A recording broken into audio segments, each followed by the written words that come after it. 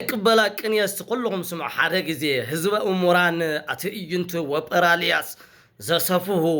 ተንከተመ ሃሌ ልቡና አርዩ ወፂሁ ሓወፅተ ኩሉ አጽዋም አምጣነ ይመጽኡ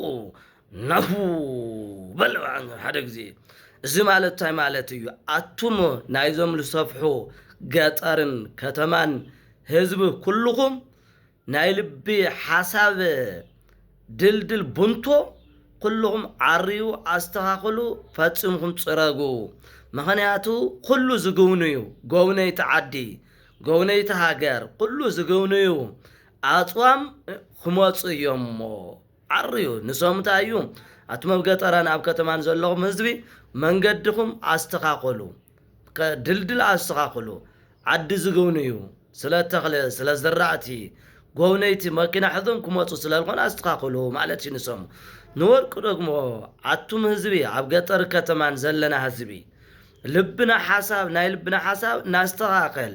አጽዋም ይመጽሎ ጾም ይመጽሎ እዩ ጾም አጽዋማት ይመጽሎ እሞ አስተኻኺልና ልብና ካብ ቅን በቀልን ካብ ሓሸት ካብ ትዕቢት ካብ ቅንዓት ካብ ስስዒት አጸሪግና ክንጸንሕ ይግባእ ዝብል ኣለዎ